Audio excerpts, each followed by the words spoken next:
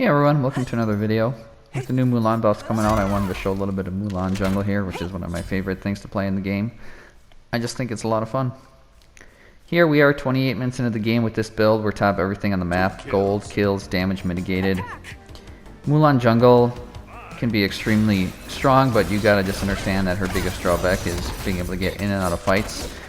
And by building defensively like this, we're able to do plenty of damage because her base damage is just so incredibly high. The other thing I like about this is I feel like it takes a lot of pressure off your support and solo. Able to really spread around who needs to tank or who needs to be the front line at any given point. In a lot of games, it seems like who needs to be where. It's always best if you can switch that around depending on when a fight gets engaged or when it gets initiated. I'm going to talk about the build as the video plays out. When I start off, I go Boombas into Transcendence. I do buy Hog with 2 health pots, that's my start. I do actually Hog yellow, and then just focus on the big minion, and then have enough clear for that second jungle camp with my 1, and then go to mid, obviously. From there, I like having as much cooldown as possible early on, so I go right into Breastplate. If you're having trouble dealing with their mid laner, you could build either Pestilence or Bulwark of Hope at that point. That's going to be one of your 2 magic defense items. In a game where you want anti-heal, if your solo laner or your support has Pestilence, you can go into Bulwark, which is what I did. A lot of times I don't think Brawlers is needed, depending on who it is. Now if you're going into a Hell or a Chunga or an Aphrodite, something of that regards, you might want to consider picking something else up for your team, but as long as your team is coordinated enough, having that kind of anti-heal shouldn't be a big problem. If you're not having any issues with the mid laner, go ahead and go right into Mystical Mail for the additional damage that you're going to be able to do. For your final item, you want to save it for whatever you're going to need. In this case, their carry was building crit, so I wanted to go Spectral. I actually have built Thebes as my last item. You can stack it pretty quick at the end of the game, and having your jungler with Thebes is completely ridiculous. It actually works out quite well most of the time. I hate when I have to build into a Spectral or something else stupid like that.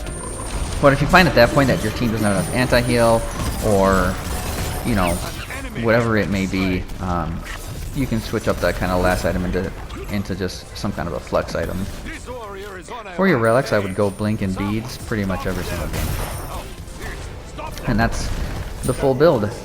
Spear, Trans, Breastplate, Mystical Mail, Bulwark of Hope, Spectral. Or Thebes, or Height of the Urchin would be good as well. Some other kind of combo defense item, preferably. I try to say this in all my Mulan videos. If you haven't played her a lot, you need to go into Arena and practice your spear. That's really the key to being successful with Mulan, sitting it. Here we take on their endgame carry when we're basically below half health. If we were full health, you can see we would have had no problem taking him on there. So this is my full build with Mulan Jungle. I also run this build with Odin as well. Both I have great success with and have a lot of fun. Hope you guys try it out. So I mentioned Odin, and I just wanted to show off quick that same exact build on Odin. The only difference here is I do have Pestilence because our support and solo did not grab it. We have an outlaw solo in this particular match. End up going 9-1 and 5 at this point in the match. Me and this Uller were pretty much winning everything. I had also mentioned earlier how, depending on what's going on in the match, it's nice to have that different front line.